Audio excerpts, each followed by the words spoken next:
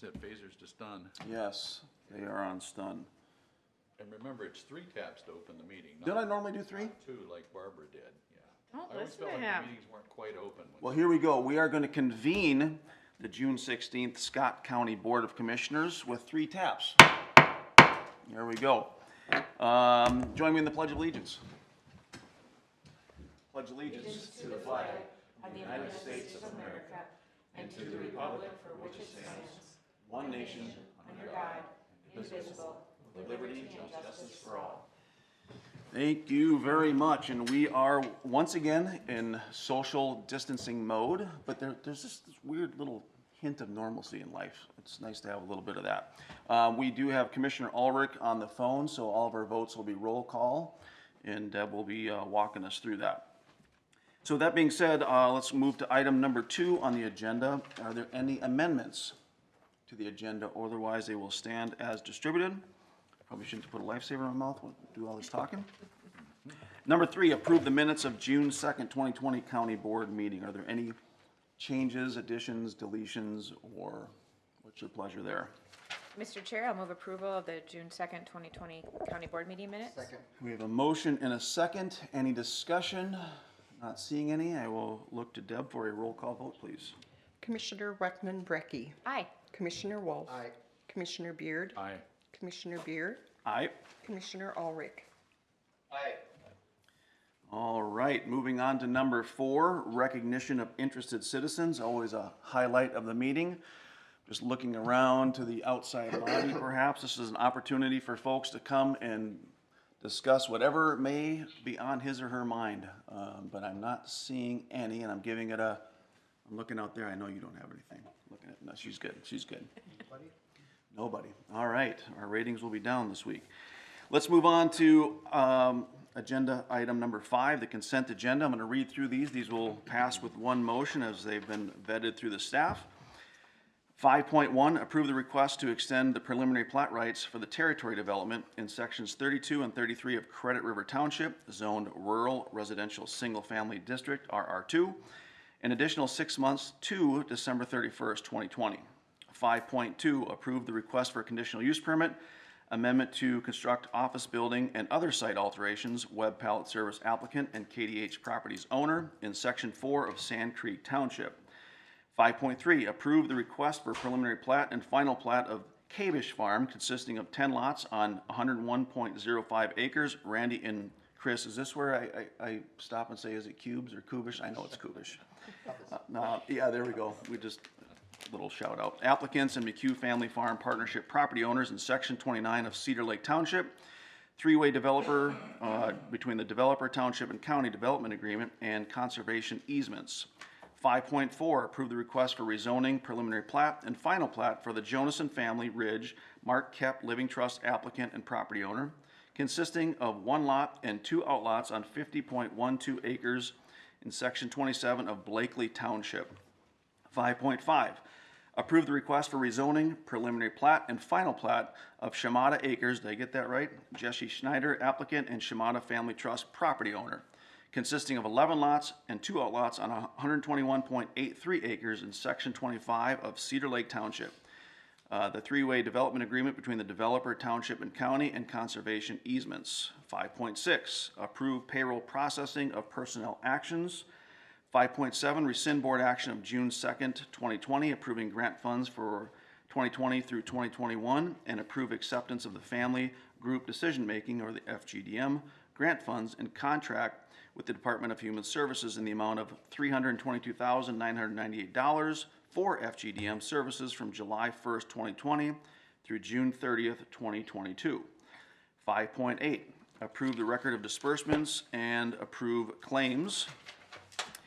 5.9, approve the continuation of service agreements with the Belle Plaine, Jordan, New Prague, Prior Lake, and Shakopee school districts for the provision of school-linked mental health services by the Scott County Mental Health Center. 5.10, adopt Resolution 2020-098, authorizing the conveyance of tax forfeit lands located in the city of Belle Plaine to the city of Belle Plaine. 5.11, adopt resolution number 2020-097, authorizing entering into a cooperative agreement with the Shakopee Public Utilities Commission on County Project 83-24 in the city of Shakopee. Those are the 11 items on consent. Are there any you would wish to be pulled for further discussion? Mr. Chair, I would make a motion to approve those 11 items on consent. And I'll second that motion, Mr. Chairman. We have a motion and a second. Any discussion? Otherwise, I will once again look to Deb for a roll call vote, please. Commissioner Weckman-Brecky. Aye. Commissioner Wolf. Aye. Commissioner Beard. Aye. Commissioner Beer. Aye. Commissioner Ulrich. All right, that takes care of the consent agenda. We're going to move to item 6.1, where we're being asked to adopt resolution number 2020-099, authorizing the jail electronic security system upgrade project in the amount of $604,700 and amendment of the capital improvement budget in the amount of $604,700 to advance expenditure of the project funds. And we see the fellows in brown coming, and Leslie's at the podium. Mr. Chairman and Commissioners, yes, we're here to ask for that authorization. I'll give some brief background on the resolution, and then the sheriff and Doug can talk to the actual project itself. We had a project in 2022 that was to upgrade the security in the jail, and it was estimated at about $292,000. So as we began going through this project, and we're going to have changes in the Justice Center and the holding area, and then the evaluating the condition that the technology of the security system is 15 years old and would actually be even older by 2022.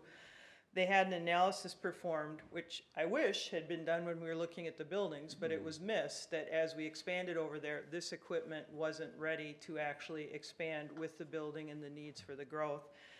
And so Tech IT and Facilities, Dustin, they've reviewed this. They had an analysis done. They came back with 3 recommendations. One was to delay part of the expansion and continue to use the old equipment, which really does not make sense when replacing it, because if it fails, then we're going to have a total system failure. Another was just to rough it in, and we didn't even get an estimate on that because they didn't even deem that option worthy. If we're going to update it, we should update the system. It went before the governance committee, which is your leadership team here at the county. We reviewed the project and also recommended that it appeared to make sense to amend the budget, advance the project. We're actually saving some dollars by combining it with the building project as well. It would have been more expensive to come back and redo it. And so with that, the recommendation is to amend the budget for the $604,700 to move it into the 2020-2021 project span of the capital improvement program. It also is adding about $321,000 to the budget because the $292 clearly does not cover the $604,000. So it's a budget amendment to move it and to add additional dollars to the project to update the jail security system for the entire facility there and then for their master control into the other places, as I understand the project. It has been reviewed by governance. We have delayed a couple projects. As we go through now our projects for 2021 and 2022, this could cause further delay of other projects, but that is how we will balance the funding, would be to delay another project to make sure this moves forward. Preservation of our system, especially a security system for our facility, would be a higher priority than some of the other projects that we have slated in that time frame. So that's what the ask is, and I'll let Doug and Luke speak to the actual project. All right, thank you very much. Morning, Mr. Chair, members of Good the board. morning. Just to add on to what Leslie had already mentioned, yeah, we had put this in a couple years ago in the CIP because of failures we were already experiencing. Doug explained some of that, but it's an electronic system that now is 15 years old. So when we submitted it, we put it in under thought of replacing the law enforcement center, the jail security. This new building added a wrinkle to that has changed kind of the scope of what we need, but it is in our best interest to replace it now to get it up and running. Versus having either 2 separate systems or trying to merge one old system with a new system and then paying for it in a few years anyways to update it. So that's our thought. Not the best way that we wanted this to go, but as this kind of comes forward, we kind of have to deal with the hand we're dealt here. So, but Doug, you want to fill in any details on what you've experienced in the jail with the old system and why we do have it in? Morning, Commissioners. Good morning. What I can tell you about our current system is it's tanking. It's old. Many of the pieces and the components in that are no longer available on the market. We've got pieces that we're patching together with bubblegum spit and prayers. There are some wires over there in a few of the cabinets that everybody knows when you're reaching into the cabinet, don't touch those wires because you will shut down an entire section of the security electronic systems. It's in need of the repair, and that's why we did the initial part of it. At the time that I submitted that request in the CIP, I didn't have any clue that this other construction was being thought of at that time. And quite frankly, I didn't know that it was going to be involving as much extra stuff that we wanted to piggyback on a system that's already struggling to manage what it's got going for it. So, any questions? Mr. Chair, can I ask? So how long will this system last, do you think? Like all security or like all electronic equipment, they think that, you know, between 5, 7, you know, the last time we stretched it out to 10 years before we had to start replacing components of it. You know, electronic equipment, it's not like a car. You know, you get 100,000 miles in a car and people start thinking, whoa, I got to start looking at replacing it. Well, with a lot of electronic equipment, they start looking at the 5 to 7 year mark where it's starting to get to that 100,000 mile mark. And you got to start looking at either repairing or replacing. And that's the way I understand the electronics works right now. So with this, we can get 5 to 7, maybe 8 years out of it. And then there's going to be components that are just going to be burning out. You're going to have to start replacing them again. So, thank you, Mr. Chair. So Doug, I'm doing the quick math in my head. 5 years, 640,000 is what, 120-some thousand a year? Is this system make the jail that much safer than, say, 2 employees, or no, we won't get 2 employees for 128,000 a year, I'm sure. It's well worth the money because without that system, we're going to go back to the good old days where everybody carried great big rings of keys on their hips. Movement through the facility is going to be a lot more cumbersome. Moving prisoners, responding to emergencies is going to be a lot more difficult. It's not going to make the building safer. It's actually going to make it a little bit more challenging to maintain safety in the building. So, Mr. Chair, as I understand then, what we're going to do is upgrade the central, I think when we toured the jail, there was a kind of a central command desk or cube, if you will. Right behind that and on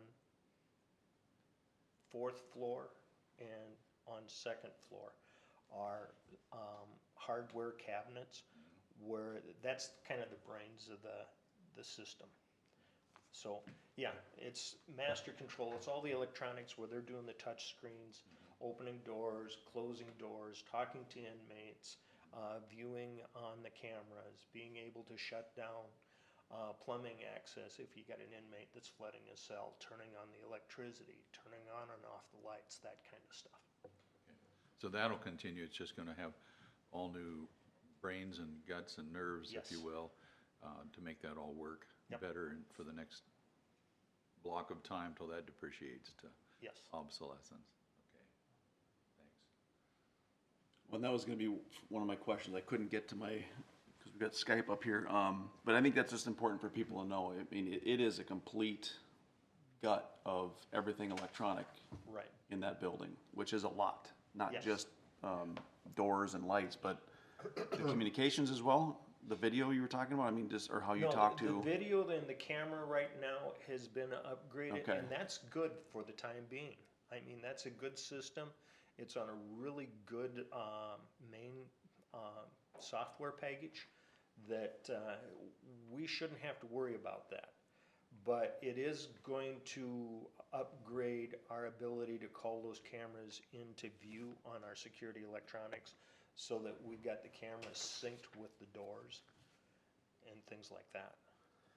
And so then the other question, just again, since we're, just for the record, the difference between the original 290 and what we're looking for today has a lot to do with the new, because now we're talking about all the tunneling, right? Is that Well, inclusive of that as well, It's or? the tunneling, but our old system is not able to take on the expansion of the new system. There's no capacity.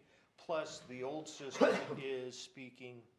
it has old equipment, it's like Windows 7, and all this new stuff is on the latest platform for electronics, and so they don't talk together cleanly. There would have to be some integration in there that doesn't make it sync effectively, so.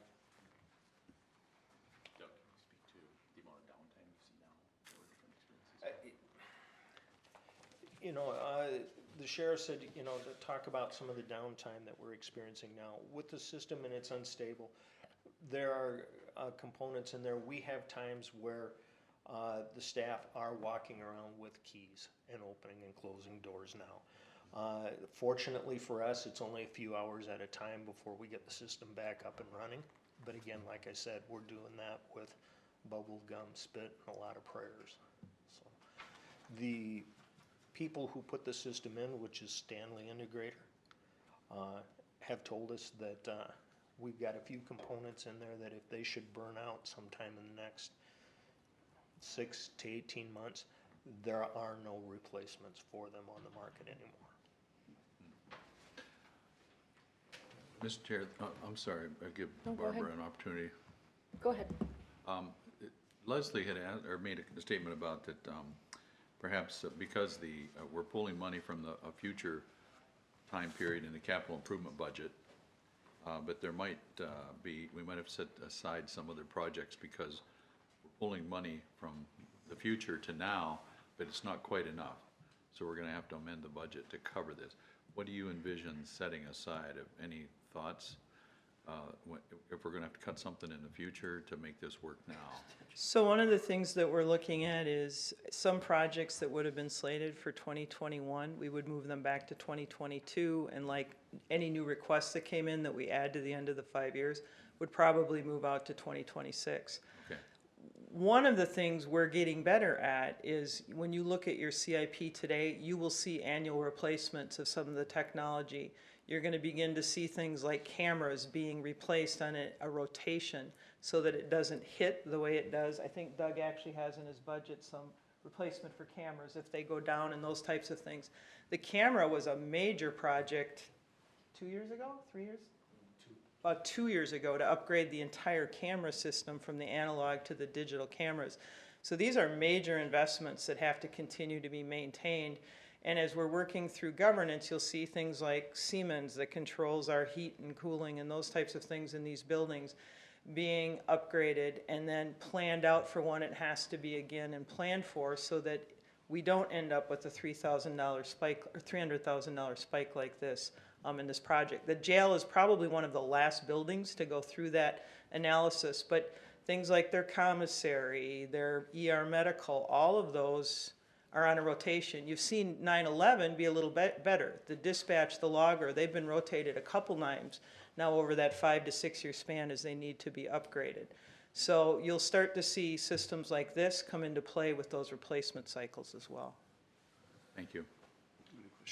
Mr. Chair, I think Leslie answered my question there, but just to confirm, well, first of all, it sounds like we wouldn't even made it till 2022. With what you're telling us, there was a good chance we could have had an emergency, have to work really quickly if that bubble gum ran out, right? Correct. Fingers crossed. All right. And then number two, we talked about, it's kind of been 15 years since we've made this kind of investment in jail security. Then we're talking about maybe this new system has life 5 to 6 years, yet some of our equipment was 10 to 20 plus years old. I hate to see another more than $500,000 investment in 5 to 6 years, but I think, Leslie, what you're saying is it should be 5 to 6 years another total investment because we're going to keep parts up. We're hoping that a choice will be made with a vendor that we feel like there's a long-term commitment. So I just want a little discussion on that. We're not looking at $600,000 investment every 5 to 6 years. I can't say that, Commissioner, as the technology changes and the platforms changes and the upgrades. So what we're trying to do is figure out how to level off some of that to make sure as things fail that we're able to replace them so that we don't have necessarily a major upgrade of every component. And I'm not sure with that system if that's possible, but that's one of the things we're working through with the planning for the capital. Like I said, you'll see major investments like in your servers, your network, and they're on an annual basis so that we don't have a $2 million project in 1 year trying to maintain some ability to keep it up and operating. And I think IT has done a good job in that.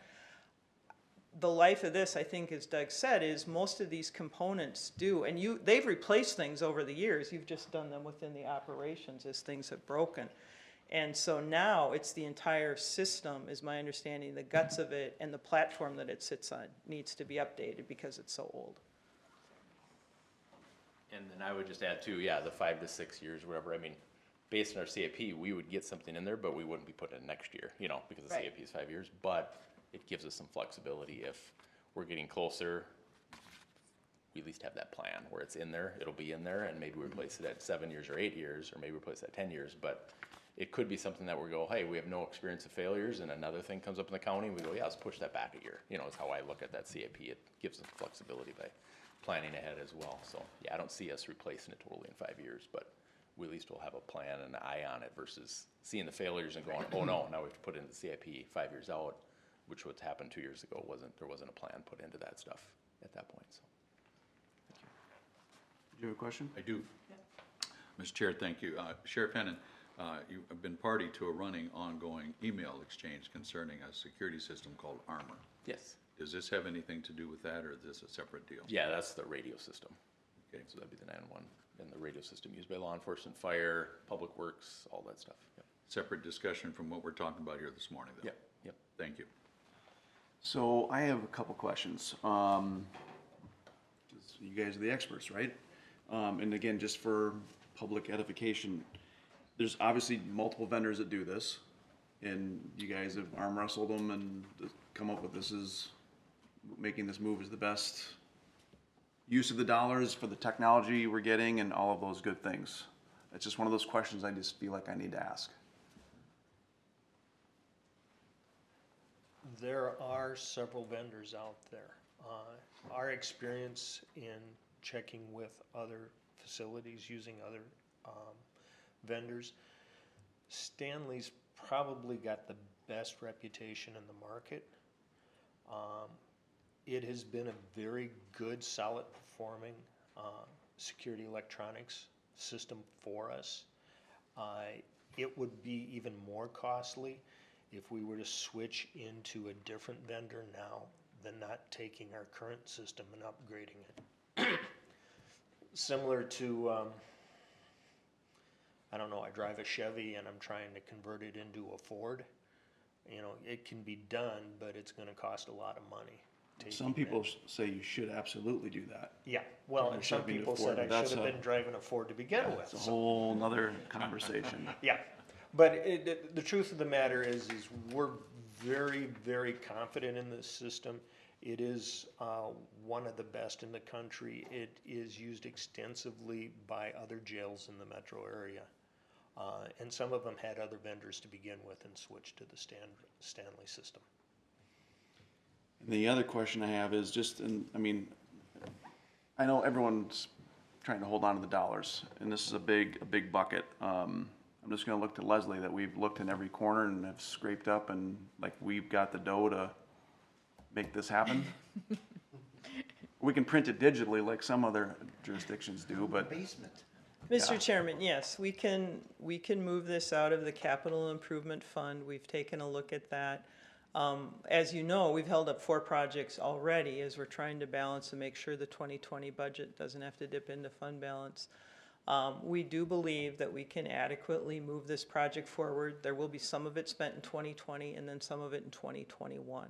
And so yes, we would not be recommending it if we weren't comfortable that the fund balance could handle that. and those are all questions that, I mean, I feel like I knew the answers for that, but I think it's just important to ask that for, that we do a lot of these things. You guys do a lot of these, the staff in general, outside the camera range and outside microphones. I think it's just important that people are aware of that. And the great news is if there was any sort of shortfall, Commissioner Wolf was gonna write a check for the difference. Well, that's what he did confirm. Okay, that's what I mean, it's part of the record, so. It must be But true. check, it ain't gonna be any good. It must be true. It's gonna be on TV, Right. on YouTube. Yeah, until you see it on the interweb, right, the interweb.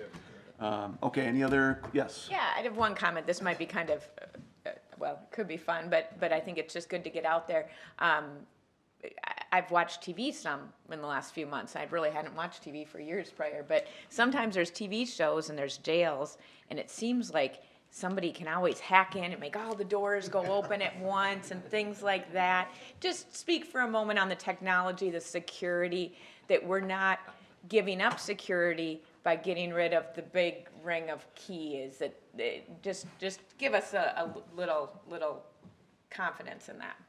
Well, when you're watching television, time travel is possible as well. Okay? We're working on that.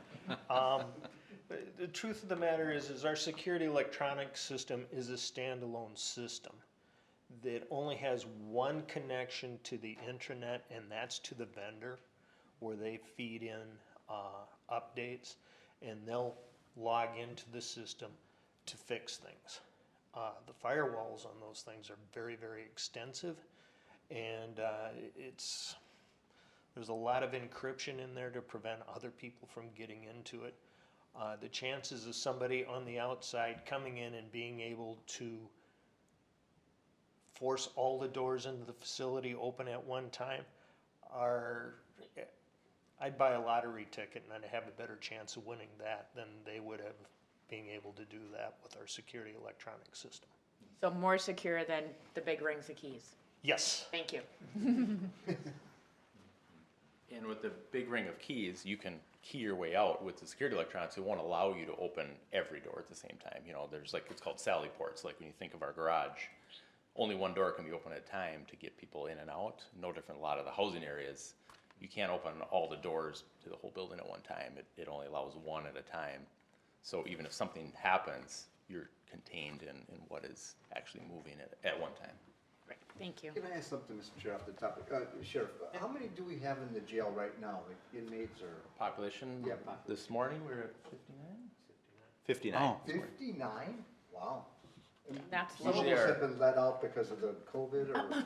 Oh, Not boy. let out, just the courts have been slowed down, so the courts made some changes back in March of how, you know, they're not seeing people as much, so we're dealing with fresh arrests, and then there's thousands of cases backlogged, you know, going through the courts, so it's just been slower. So, which is good. 59, that's. Yeah, usually we're at 135. Right. Yeah, wow. Huh, that's interesting.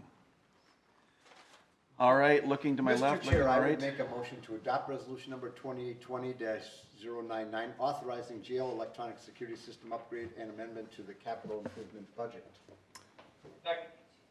We have a motion, we have a second. Is there any further discussion? Are there any get out of jail free cards that come with that? No? Okay, not that anyone needs it up here, but, all right, we have a motion, we have a second. No further discussion. I will look to Deb for a roll call vote, please. Commissioner Weckman-Brecky. Aye. Commissioner Wolf. Aye. Commissioner Beard. Aye. Commissioner Beard. Aye. Commissioner Ulrich. All right, that resolution is adopted. Thank you for the information. Keep us safe, please. Now moving on to 6.2, adopt resolution number 2020-096, reporting progress on the standard measures program developed by the Council on Local Results and Innovation. And I'm looking at Chris Harder making her way to the podium. Good morning, Mr. Chairman. Good morning. Commissioners. Chris? All right. So I would like to take a few minutes of your time this morning to update you on the annual performance report and a request from you a resolution declaring that we have met the conditions of the Council on Results and Innovation so that we can apply for some incentive funding for our continuous improvement work. So you all have heard about this program before, but just in brief, the state legislature created the council back in 2010, and their vision was, we want a place for taxpayers to go to look at how effective are the programs that I'm paying for with my tax dollar. How effective are those? Where could I get good information about that to be a more informed voter? And also to have a place to collect citizen opinions about the services that were received. And so the council was created for that purpose, and it is housed in the state office of state auditor's office. And it is, they then actively promoted voluntary participation by cities and counties to create a data-driven organization and report on that. They created a set of standard measures, one for cities and one for counties. This is a grid from the county measures. And what we're asked to do is report on a minimum of 10 measures from each of those, or 10 measures total, at least one from each of those categories. So we have met that requirement this year. We have prepared, or we've reported on 18 performance measures related to this report. I also want to note that in Scott County, this report has really served a dual purpose. We use it to submit to the state auditor's office, but we also use it in our budgeting discussions to answer some of the same questions that the legislature posed. Are the services that we're providing, are they resulting in the outcomes that we want? If not, should we stop doing them? Or if we need to continue to do them, how do we make sure that we can improve upon the outcomes that are being produced? The requirements for the program and for the incentive fund, as I said, require a resolution from this board declaring that we have met the requirements and that you support our continued participation. It also says that you are aware that we have a plan to share our results with residents. Transparency in the findings of this data is really at the core of what this, the local council was created for, was that transparency.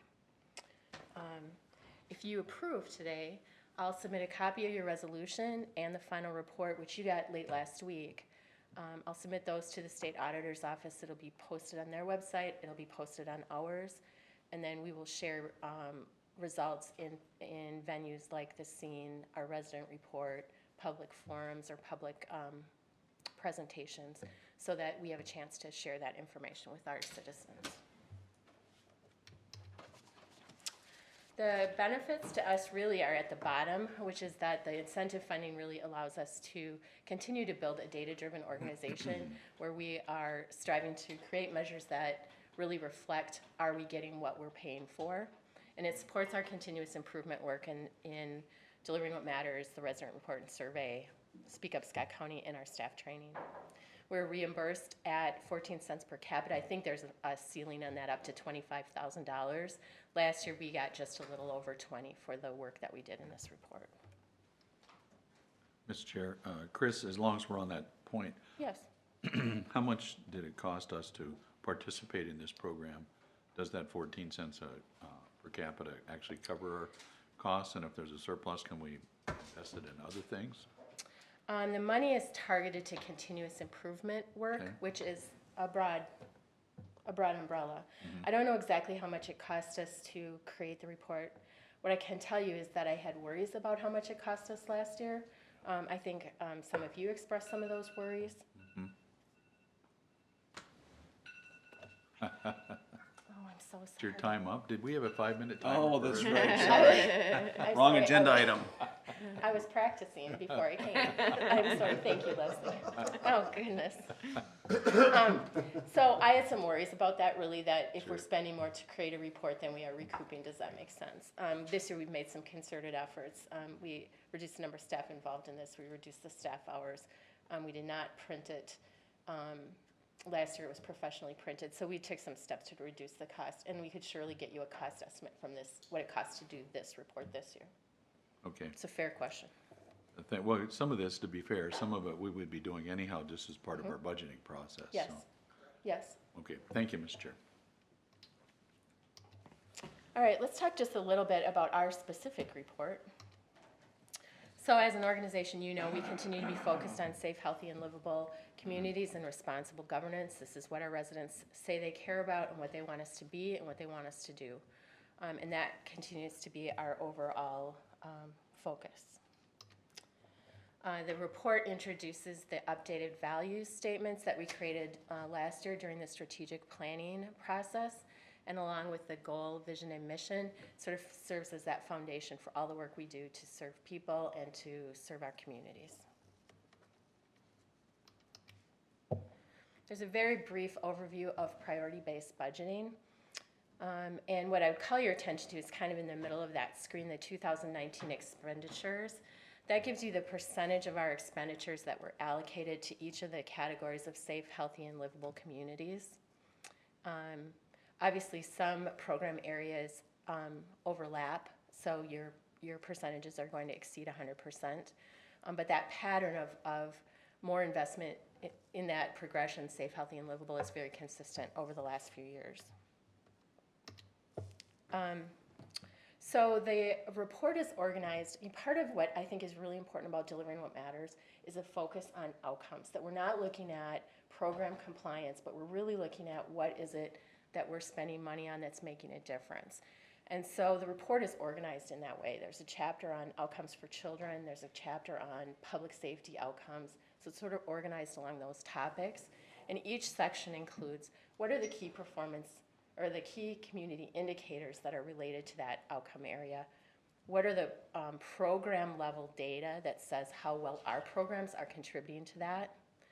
There's some supporting measures just when I thought that things were interesting data points to throw in there. And then the citizen survey responses are the piece that speak to that citizen opinion source of information that the council envisioned. All right, these are very high level, very, very summarized results. So one of the first key findings is that there are changing demographics in Scott County that you all know about that are likely to change how we plan and deliver services. So first, although we remain one of the youngest counties in Minnesota, we have a gradually increasing percentage of senior citizens, and that is going to impact how we think about services going forward. The other thing is that we have a growing percentage of our population from diverse backgrounds, and that will also change as we move forward on our community engagement strategies, how we talk with people, how we listen to people, how we deliver services. Now, I would just like to note that when you mentioned we have a growing senior citizen population, you looked right at me. I didn't. No? I didn't. That was I just looked away okay. from others. Oh, okay. She was trying not to. So, like, those things are going to impact how we planned in our strategic planning process and how we think about services going forward. When we looked in a summarized way at community indicators, most community indicators reflect positive, stable conditions in Scott County. And we did a lot of comparisons with the state, not for purposes of like a competitive edge, but really just to give some context, like how are we doing against targets, how are we doing against other counties in the state. And by and large, our performance on community indicators exceeds state averages as well. There's a couple high points, I think. Our percentage of on-time high school graduation rates continues to tick up. It's a little over 88% last year. Very encouraging for the work that people are doing in Live, Learn, Earn and some of those other initiatives. We also saw very low crash rates, speaking to the safety of our roadways, and we saw a very low unemployment rate in 2019. And I'm going to come back to that in a minute. So those things are so positive. There were a couple areas that are probably worth watching. For reasons that we don't have thorough information on, for the fourth year in a row, our air quality standards have declined.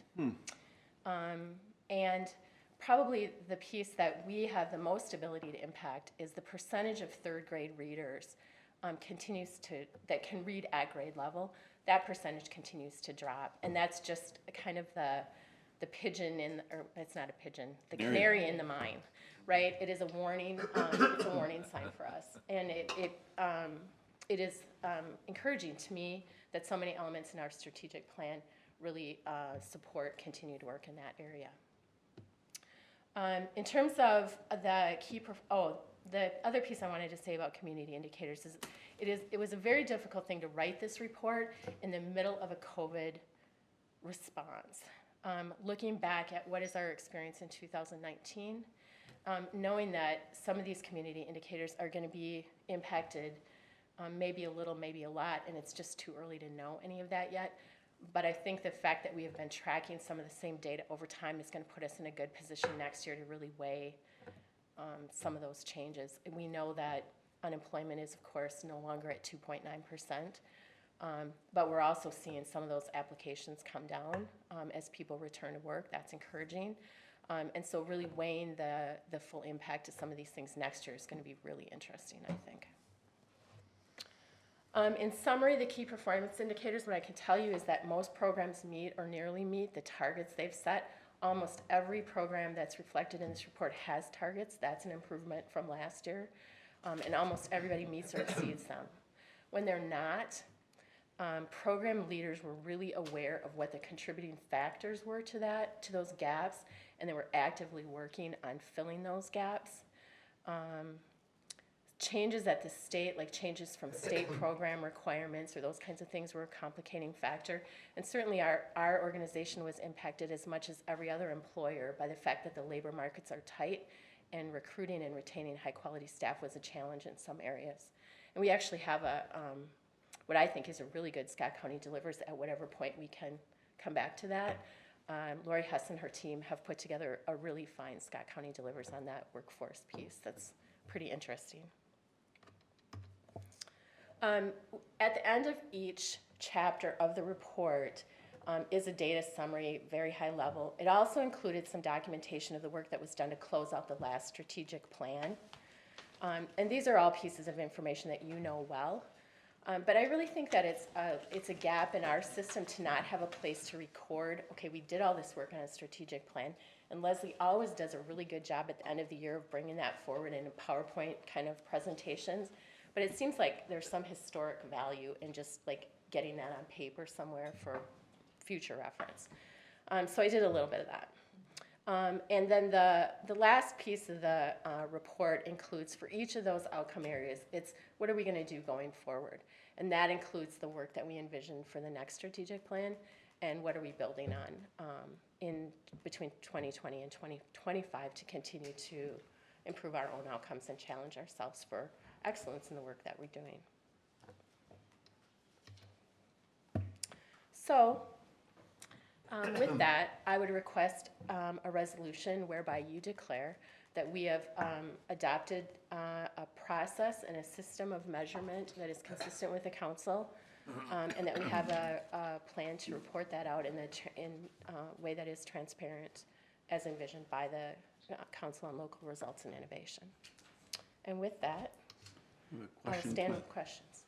Commissioner Beard. Mr. Chairman, I'm prepared to make the resolution, and we can open it for discussion if you wish. Sure. So I move that we adopt Resolution 2020-096, reporting progress on the standard measurement program developed by the Council on Local Results and Innovation. Thank you. Second. We have a motion and a second. Any discussion? Any questions? Mr. Chair, Yes. that third grade thing, that was, and I think that's one of the most important things, the reading. Why did you say that was going down, or what do we think? Because I see it's at 58%. You were at, 65, 66 at one point in 14. What Yes. do you think is contributing to that? Yes.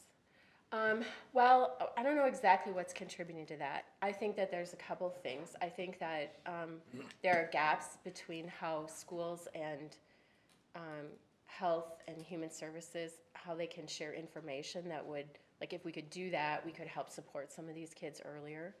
I think we could continue to make efforts at screening. Our rates of screening, early childhood screenings, are low, and that is often a jumping off point for kids to get the services they need to get ready for school. So if we focus on getting all kids screened before age 5, that is, according to research, that is an element that will help improve that reading level. I think we have a growing percentage of kids that don't speak English in this county, and that's going to be a factor that we want to take a look at. So there's lots of pieces, and again, I think it's encouraging that our strategic plan has tactics directed at those things. Chris, the Yes. percentage though from, is is actually increasing, right, in screen from 44 to 50%. In screening it is, yes. Which is a good Yep. indicator of the work that's been done, I think, by LLE and some of Yep. those, and it's over this last 4-year span. And Belle Plaine, who has the highest percentage, also has the best percentage of third grade readers. And so there's some good work, I think, that's going on Yep. in the county right now. We're looking at trying to get, so we see high school graduation rates continuing to tick up. And so we want to look back. So if you go back to when those kids were in third grade, what did their reading scores look like in third grade? And can we learn anything from that if we see like progress now? So it is a key piece to watch. I'm glad that you asked about that. Well, you bring up a good point, so I'm just gonna jump in, because you mentioned Belle Plaine, because I remember when we did I don't remember what the situation was, if it was a presentation on that, and I remember Belle Plaine, I mean, it was head and shoulders higher, it wasn't just marginally higher. So have we gone back, so the screening's better there, you're saying, but have we gone back to say, like, what in the world's going on there? Is it demographics? Is it, different stats? Is it different, what is something in the water, something in the park? I don't know. We Is did there ha- something that's actionable? Because it was like more than double, if I remember right. It was Yes. high, way Yes. high. Yes. So we have gone back and had conversations with some of the early childhood folks in Belle Plaine. A couple of things. One, they have a smaller population, so that swings percentages a bit. But they also have quite a lot of collaboration. The folks that are working with children in their community work very well together, and they would say that's one of the contributing factors, that if this hand doesn't get a kid in for screening, this hand is going to get that kid in for screening. So is that essentially what's happening there, is they're able to share information anecdotally because they're tight-knit and they know each other, which we can't do here? Is that what I'm gleaning from that, or? Well, I'm careful to say if they're sharing information. Well, yeah, But not, they're working hand in glove, Right. and they're providing the kind of safety net for kids to get those early education screens and to get some of that literacy promoting, literacy-rich environments. Like, they're getting that because it's a small community and people kind of come together and make sure that happens. and remind me again, for everyone watching, the third grade, like, why was that picked out as that's the end-all be-all? Such a great question. So, up until the time a child is in third grade, they are learning to read. But after that, they read to learn. And so that's why that's so important, because if they can't read at grade level, then their chances of, or their capacity to learn going forward is negatively impacted. Because that is sort of a universally accepted, Yes. I hate that phrase, but, Yes. okay. Any other questions? I actually have one more question, but I'll just make a couple comments. I think, Chris, you answered the questions. I mean, the Live, Learn, Earn group, and, made up of people from the county, people from community organizations, schools, have wrestled with these things and come up with some of this.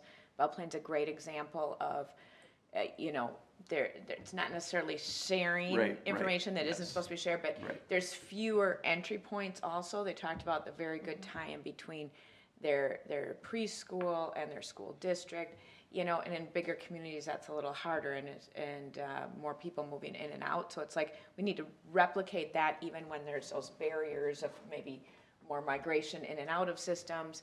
And I think it goes back to,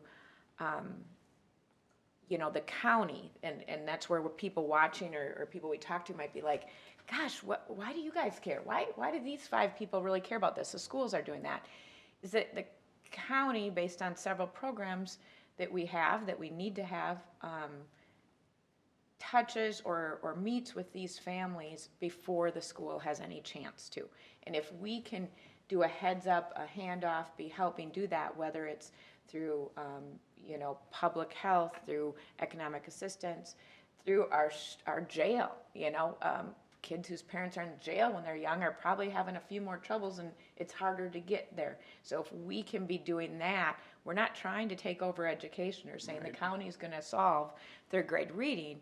We're just maybe trying to with kids that we're working with anyways, and families we're working with anyways, see if we can help them get screened, get better set up to read by third grade. So again, a lot of connection there. We have looked at Belle Plaine. They continue to do well.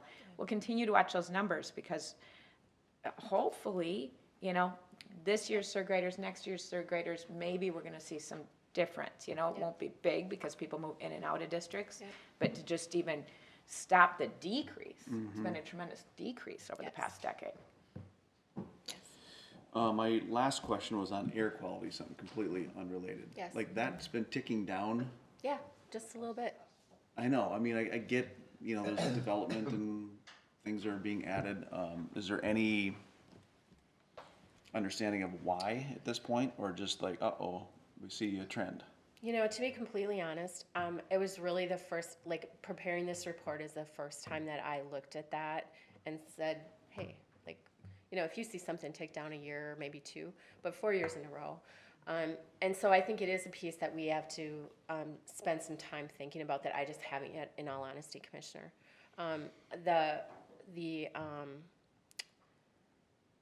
The impact that we have as a county on how traffic flows through our roadways and how much congestion we have, you know, those are contributing factors, but certainly not the whole picture. I think it's another place where the COVID response is going to be interesting. You know, there were days on the news when they were reporting higher air quality standards because people were staying home and not commuting. And is that going to look different next year? I don't know. But I'll be happy to do some consultation with our folks in natural resources more, so I can speak more smartly to that. It's just one of those things we want to be aware of, but not, you know, need to necessarily be an alarmist either, but. Correct. It'd be good to understand it. Right. All right, are there any other further questions that haven't been asked? Just an observation, Mr. Chair. Chris, when you're looking at that air quality data, could you, maybe, because you do this every year for us, Yes. try to ascertain what? Is it ozone? Is it dust? Is it pollen? I've sure smelled the pollen this year, crying out loud. It's been a bad year. Yeah, so if you could give us a little detail, if that's possible. I sure will. Thanks. So we have a motion, we have a second. I see Deb making her way here. I guess the only other thing, this is the citizen survey that we send out, or the citizens report. What do we call the, what's the latest version of what we send out in color, print? The resident report. Right. And I love the idea that we try to communicate with people, and some people love it and some people hate it. Like, I just want to emphasize that we're always working on what's the best way to deliver, but to try to be transparent, to try to be someone that communicates with the citizens, that we're always open to ideas. Yes. And I know that we are. I think it's important to always just state that. Absolutely. All right. Thank you. Thank you. Commissioner Weckman-Brecky. Aye. Commissioner Wolf. Aye. Commissioner Beard. Aye. Commissioner Beer. Aye. Commissioner Ulrich. All right, that has been adopted. So moving on to item number 7, committee reports and commissioner updates. As per usual, I'm gonna look to my right. Commissioner Weckman-Brecky, please. Thank you very much. So last time we met, June 2nd, we had a workshop, budget workshop after that meeting. And that, I think that budget workshop probably for all of us has permeated some of our activities the last 2 weeks as we're talking to departments and organizations and citizens about our fiscal responsibility, looking towards the levy next year, looking towards cuts. In some of the conversations I've had with people, it's been, I don't know if it's been important, but it's been telling, I think, to everyone involved as they bring things up or as things are brought up that the county does or spends money on, that really about half of our total budget, it seems, is coming from grant-funded, pass-throughs from federal and state. It's not that we get to look at everything and every line item on the budget and say, oh, if we don't do this, it's going to impact the levy, because about half the things don't. And so there are some programs that I guess we could say, no, we don't want that federal or state tax money or grant money coming to our county. to do that work, but as long as the work is overall positive, it seems we usually do, because it's not work that would be doing with our tax dollars. So that's been important and helpful to some folks who say, well, instead of, not doing this road project, why don't you get rid of SHIP, Well, SHIP, we don't put money into, and it's doing still good work, and that's tax money we're paying out of here, might as well get it back. So that's been some of that discussion. June 8th, I had a finance committee meeting for MELSA. Again, many of our cooperative committees and organizations with other counties we're having the same discussion about budget, what happens if state funding goes down, what happens, and for MELSA particularly, a lot of the talk has been, how can we get more of the money that's coming through our regional library system into our counties and into our member libraries? So that's something talking about. And also talking about, for these organizations, do they need as much office space? Do they need the infrastructure now that we've learned some things? And if it's time for a lease renewal, maybe we really need to be looking at that. So some productive things coming out of what we learned the last couple of months. June 9th had Labor Management Committee meeting, our AFSCME monthly meeting via Zoom. Good meeting, lots and lots to discuss, with employees bringing up and asking for clarification on all kinds of issues, COVID-related, race-related, all the current events. So a very engaging meeting. Also, June 9th, I had my monthly meeting with Leslie. It was very productive, because during the meeting, I got a call from a township supervisor needing some road and sign work. So we got a couple things done during that meeting. June 10th, Scott County Historical Society board meeting. June 11th, participated in the FISH Zoom meeting. First meeting since COVID to be held for the big group via FISH. I think there were a lot of attendees. It was well attended and good to see. June 11th, participated in a AMC Health and Human Services webinar about the Health and Human Services waivers all the counties are requesting to be extended through the peacetime emergency order, because it would be really hard to have to meet those state and federal guidelines about in-person contact even once the order is lifted. And we're finding that some of those waivers have actually made our work more efficient, and if it's not harming systems, families, the people we work with, maybe we should keep some of those waivers in place. So that's what that webinar was about. June 12th, the scale meeting via Zoom. Also, the evening of June 12th, Southern Valley Alliance for Battered Women had their annual gala. It looked a lot differently. It was virtual, so there were some things on, I think it was YouTube or some other platform, but there still was a silent auction, so I did my part there. Other than that, just a few calls and emails with our legislators, especially or specifically on that HHS waiver issue that is being considered during this special session. That's the end of my report. Thank you. All right, thank you very much. Looking down to my left, Commissioner Beard. Mr. Chairman, mine's kind of brief. It was Friday morning, the 12th, I attended via Zoom the scale meeting and listened to the legislative update. And then on yesterday, conversations with a couple of our key legislators about the bonding bill, the mood at the Capitol, and what do they expect to have happen this week, and kind of the lay of the land, which nobody had a good read on. But that's my report, Mr. Chair. Thank you very much. Commissioner Ulrich. On the second budget workshop that we all attended, the fourth, my monthly meeting with Leslie Vermillion. The fifth, we had the Scale Executive Committee. We talked about upcoming agendas. A couple things that weren't necessarily discussed at that meeting, but I would suggest that I want to alert staff to is you're hearing my clock that has the birds on. Anyhow, sorry. But a couple topics that I think are key that I want to alert staff to, that is, the police issue with what's happened in Minneapolis with the brutality and then the racism there. I know Luke sent out an excellent letter related to reflecting on what's happened and what might be be coming for police, even in our area, law enforcement in our area. I would predict that within 6 months, Scale is gonna wanna hear something from all of our law enforcement, not just the county, but probably a group meeting with all law enforcement, telling us what they're thinking about in regard to what's happened, what are the issues, what would be the response, what are we doing as far as training, and so forth.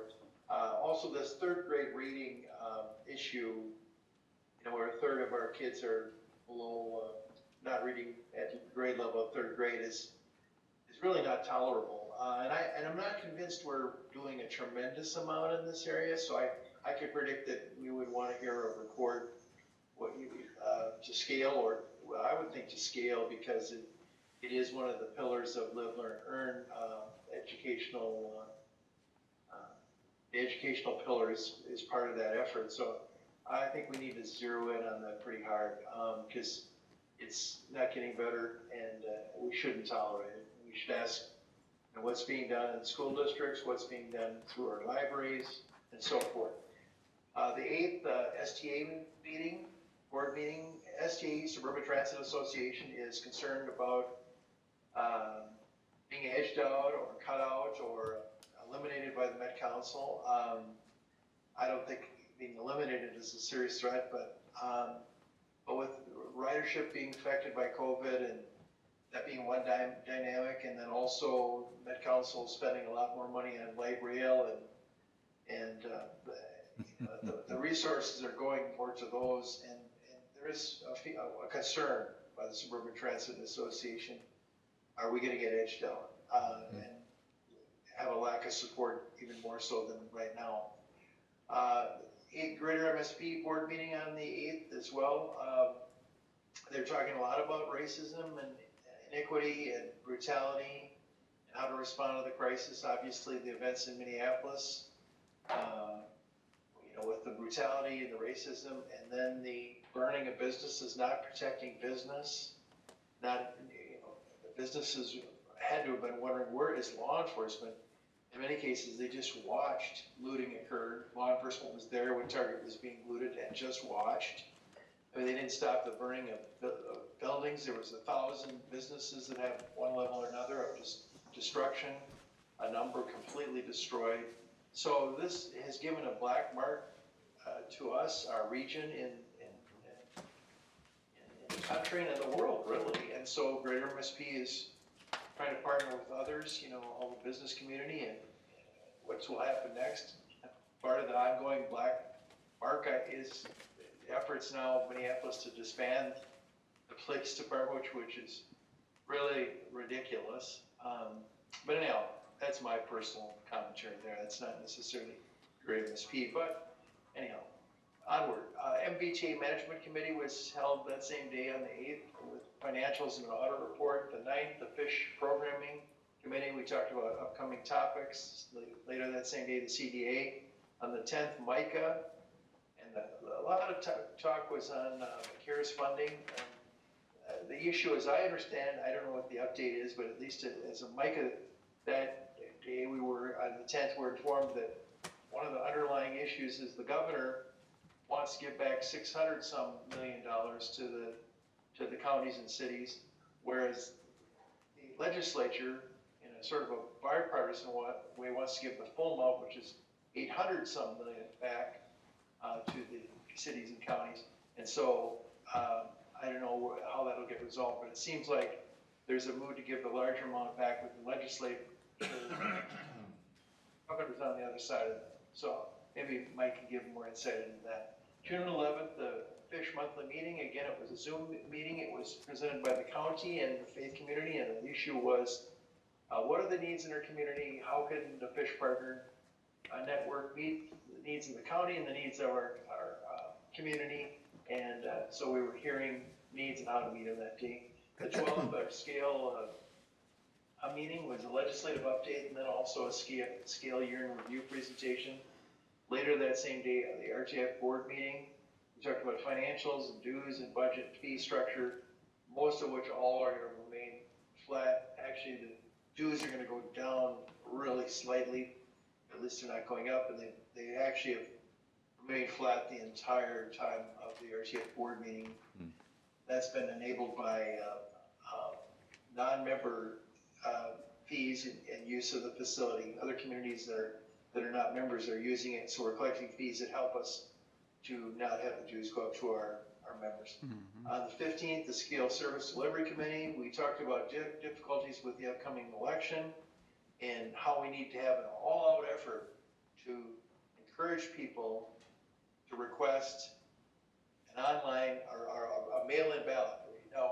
I know mail-in ballots are controversial, but that's when people all receive them. They're mailed out in a mass way. This is where people go on and ask for a absentee mail-in ballot. I did it yesterday. It takes less than 2 minutes to do that. And otherwise, we're gonna have a logistical nightmare with distancing and also election judges were struggling there because they have been seniors mostly in the past. That's gonna change. But we're headed towards a logistical nightmare for a normal amount of people show up at the polls in November. So if anybody that can vote, there's you don't have to have a reason. You can just request the absentee ballot and on a mail-in basis, and it's a slick deal. So I'm trying to encourage that. That same day, I had a Fish Mayor's meeting. We discussed our July meeting, which is going to be a mayors and chamber-led meeting where the topic is how can the Fish Network help our business community that has been suffering with the COVID crisis? How can we meet needs? What are the needs?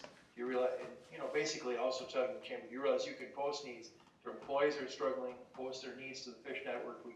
Our community can help meet those needs. That's the topic for July. Later that same day, the 15th, another STA board meeting, ongoing concerns about future funding and Med Council. That's into my report. Thank you very much. Commissioner Wolf. Thank you, Mr. Chair, and I just will comment on that reading thing, because some kids haven't been in school since March, 17th, 20th, and they won't, who knows when they're gonna go back. I don't see those numbers going up anytime soon, so that's my opinion. But on the second, the budget, also that evening, Newmarket Township had their monthly meeting. They went through their audit, financials look great. On the third, met with Prior Lake City.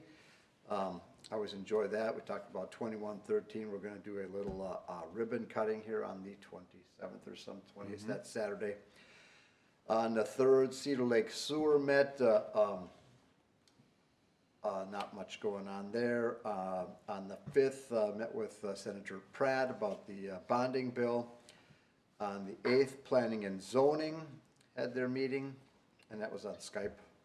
On the 10th, the MESB, Metropolitan Emergency Service Board, met. On the 11th, I-35 Solutions, we had a congressional update on what's going on with money, and there sounds like there may be a stimulus, or some sort of road upgrade bill here coming up, and hoping that we can get some money in this area. That evening, Elko New Market City had their bi-monthly meeting. Spring Lake Township also met. One thing of note on the Spring Lake, Luke Hennon attended. That was, of course, a Skype-type meeting. And they'd ask him straight out, what happens if some of this Minneapolis stuff, starts happening here, and it's gonna be stopped, So that's what people want to hear, because they're concerned out there. So, and I am too, and I'm sure other people are. On the 12th, the scale meeting with the legislators also met that evening with a group of landowners in Newmarket Township. They're having water problems in some of their fields. Some new people, move in, and they are plugging up in some cases, or I don't know if they're doing it inadvertently or on purpose, but plugging up some of the tiling, or it's getting cut as they dig, and so the water is not draining out of fields, and so a lot of fields, lots of acres of fields are flooding out, and they don't want to pay taxes on fields they can't farm. So I guess I don't blame them. So, and then on the 15th, the Prior Lake City Council met last night. They had their workshop. They went over some capital improvement projects, and one thing of note is they're gonna look at, you know, boats on people's docks. They, some people that have 2, 3, 4 boats out there, and they're not all, they don't all belong to that homeowner. And so, and they're renting them out, because I said to somebody, can I park my boat down there? And they said, oh, sure, $3,000 a year. And I'm like, wait a minute. So, there's some of that. So they're gonna try to figure out whose boats are whose, and, cause there's getting to be a lot of boats out there, it sounds like. So I don't get out there much. I get seasick, so I don't do that. But also, met with Steve Fraser, is the police chief over there. Met with him, a little bit after the meeting, and, you know, he just talked a little bit about what's going on with some of the things in Minneapolis, Seattle, whatever, and, you know, they're gonna do what they can, and they just, you know, they feel a little demoralized because, you know, they're beating up on cops, and I just said, you know what, most of us out here, we want the police, we want that, and so, and we appreciate what they do, so, that is my report. Thank you, Mr. Chair. Thank you very much. All right, as was mentioned before, we had the budget workshop, and I just wanted to point out a couple things that Commissioner Weckman-Breck is always very good about pointing out, what we have control over and what we do not. And it is a weird game we play, that whether it's levy or whether it's budget, we all, with those that pay taxes, it's still tax money. But I think we are, as a state, are we like 47th? We're low on the amount of, we export more money than we bring back. To the federal government. To the federal government. So it's like, yes, it's tax money, but while we're trying to play the game of trying to figure that process out, we should still be trying to get what we can back here, back in our pockets, everyone's pockets in the county. So, but yeah, we're also wrestling, of course, with our own levy and our own budget, and it's a crazy world out there, and that's not lost on anybody here, believe me. 3rd of June, Prior Lake Quarterly. Yes, we are going to have a ribbon cutting on the 27th of June. I believe that's what the city's 10 a.m. and a 10:30 cutting, I believe. There's been talk of, now I'm adding the souped up part, some souped up golf carts, you know, to kind of practice and try to get some drift on in the roundabout. So there's been talk. I don't know if that's gonna, you know, I'm trying to drive some viewership there or attendees, but obviously you guys are all welcome and invited, and hope to see you there on a Saturday in Prior Lake on the 27th. Golf carts TBD. Maybe something bigger. I don't know, maybe you bring your hot rod out of the barn. I don't know, something. On the 9th was the Prior Lake Spring Lake Watershed. This was their first meeting where they met face to face in a little bit bigger room, a little bit more spread out, but it was just good, again, to see these hints of normalcy, because I'm not sold on this new normal. But I do definitely enjoy seeing these hints of normalcy pop up. It's good, and I know there's still a lot of people that are beat up. I've got a business that's the same, but onward and upward. On the 10th, dialed into the White House call, which was great to have Vice President Pence and Dr. Birx on that call. And regardless of what you think of the administration and whoever the next administration is, I hope these county, local government calls take place just to kind of keep us in the loop. That yes, we are down at the bottom of the food chain, but it's nice to have access to some of those folks and hear them in their own voice versus any kind of news show. So it was good to hear that kind of horsepower. On the 10th, Prior Lake Spring Lake Watershed had their interviews. They have 2 open manager spots that will be coming to us for appointments probably sometime in July. Well, definitely sometime in July. There were 5, and then I think 1 dropped out, so we had 4 interviews for 2 spots. So watch your calendars and agendas for that. On the 11th, the Fish Zoom call, which was also mentioned. It was good to kind of get back into the swing of things there. Commissioner Ulrich talked in detail about that. The only point I would make on that is Zoom calls or whatever, Skype or other, it's always good to be on video, because then people can see where you're at versus dialing in or not showing video, because a good reason of why you should mute your calls is pretty sure there was a toilet flush there. So mute your calls when you're on a Zoom call or whatever. Just I was on video. I never left the camera. It wasn't me. So that we can replay the tape. But good information nonetheless, but just another reminder of muting your calls and videos. On the 12th, I am going to mention this. Commissioner Weckman-Breck talked about the Southern Valley virtual gala. I'm only going to point it out because a county colleague texted me and says, manicure, huh? But I said, well, my bride's running the computer, so she's doing the bidding. So no hand modeling. I don't know what camera's on, but I just got a kick out of that. It was kind of funny. Hopefully they raised the money they were looking for. With that ends my report. Yes. Just one brief update, Mr. Chairman. Commissioner Ulrich talked about the bonding bill. Yes, I've had some discussions offline with how the bonding bill is going. At the conclusion of the regular session, the majority leader in the Senate and the Speaker of the House shook hands on a deal of around 1.3 to 1.5 billion. And that's what they were endeavoring to get to, and they ran out of time. But part of the problem with running out of time was there was this great expectation they were all going to come back on June 12th and do 4 bills. That would be one of them. Well, things have changed in the meantime. Not the least of which was the protest demonstrations, which turned into rioting and looting, which now, I just got a note from one of my Capitol contacts. The rollout this morning was they want 300 million of that bonding bill to go to Minneapolis to pay for the damage that was done during the riots.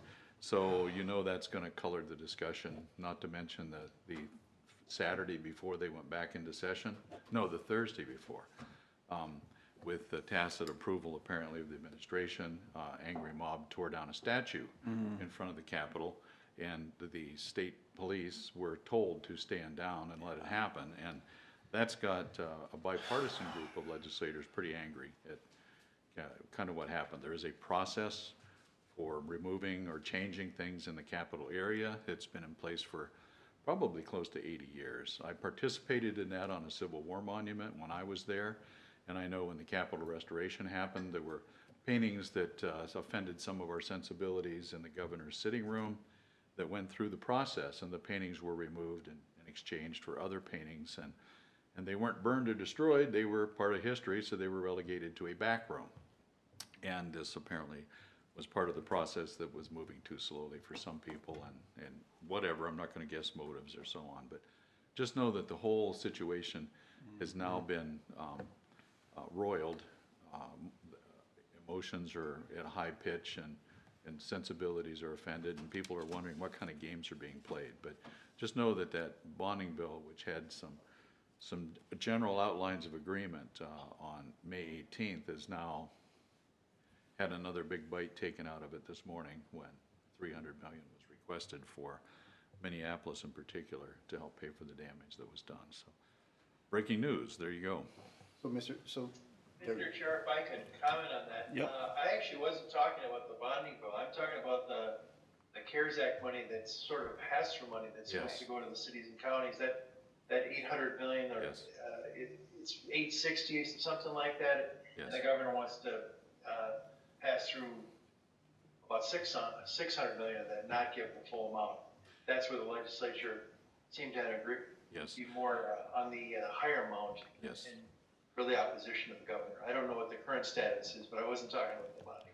Well, yeah, and Mr. Chairman, Commissioner Ulrich is exactly right. The bipartisan agreement between the Senate and the House and the 4 caucuses was at a higher number that the administration wasn't too keen on, but my understanding was that the mood from the administration wasn't to die on that hill, that they might go ahead and let it go. But of course, everything's in play now with stuff that's going on. So this was, the number I referred to, 300 million, was specifically a bonding request to help pay for the damage that was done. So I'm going to choose to bite my tongue on that. I'm just telling you, that's what it is. Did you have a comment? I'm not, thank you, no. All right. County Administrator, how are you? Mr. Chairman, I'm great.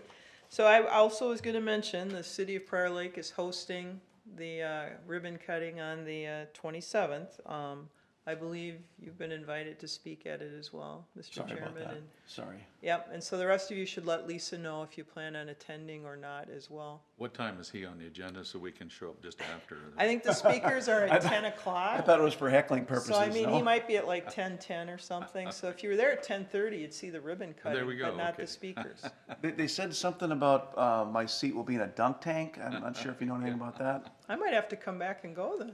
I sense a fundraiser coming on. That's what I see. The other thing that I was going to update, I was going to mention the COVID legislation that Commissioner Ulrich had brought up.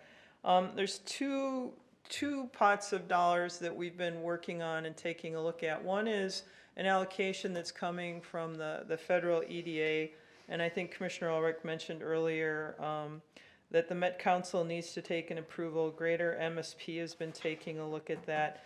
But Stacy Crakes is leading an effort to take a look at an application that we might be eligible through those dollars for fiber. I think the city of Shakopee is taking a look for their innovation center and some of those things that have to do with the economic development.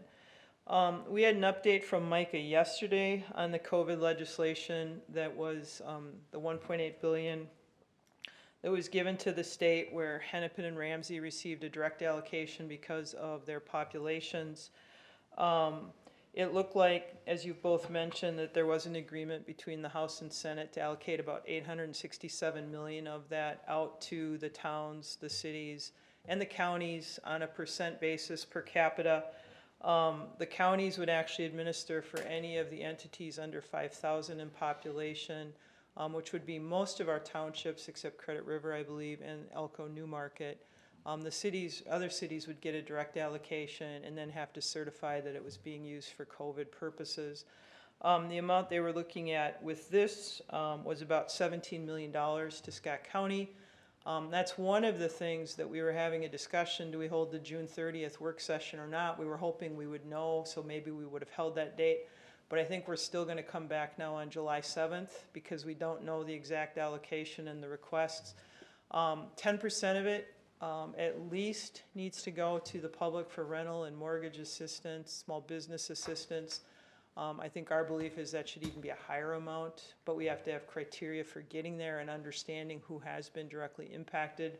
The Metro administrators yesterday were trying to look at more like a 50-50 split, something in that, because some of it can go to our costs, right? And we do need to recoup the PP&E, some of the costs for the plexiglass, the public health costs that aren't already paid by state funds, and public safety costs. Some in Health and Human Services even is eligible. So we have to look at all those rules and laws, but we'll come back with some recommendations. We have been coordinating with the CDA on rental and mortgage assistance because they have programs in place, as well then as small business with the First Stop Shop. And is there a way to get some grants out to these small businesses who have really been harmed by COVID? So we will come back, I believe, on a workshop now on July 7th, as I think it's going to be difficult if they don't pass something for several days for us to come back to you on the 30th and make sure we have a good plan in place. The bonding bill, the only one Claire gave us an update on was that the Senate did move theirs forward, and it had the $5.6 million in there for Trunk Highway 13, and it had some flood mitigation dollars in there that had been asked for as well. So the Senate was actually moving that forward until this update from Commissioner Beard. So that's good news, because that is really important, and I think, you know, the county doesn't have a road on the 13 Dakota project. They're city streets and trunk highways, but our sales tax money is helping to move it. And the city of Savage does have some local road costs from trying to realign, remove access, and get the frontage road system set up to support that. So that would be a really good bonding investment. The other thing is that our offices will be closed on July 3rd. Just a reminder for folks that we'll be closed on the 3rd for the 4th of July holiday. And other than that, I think that's what I have, Mr. Chairman. Thank you very much. Looking down to my right, Mr. County Attorney. I will first point out that I did win 2 auction items at the Southern Valley auction. The Eric Stahl wild jersey and the Turtles gift card. Nice. With that, we have no reason to meet. But we're meeting for pizza apparently at Turtles. We'll see. All right.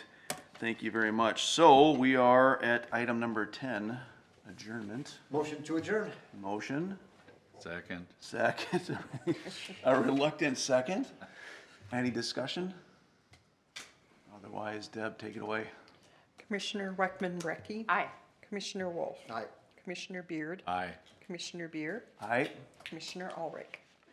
Aye. And before I gavel us out, following this meeting, we'll be meeting in a workshop setting to review proposed ordinance revisions. With that, we are adjourned. Thank you.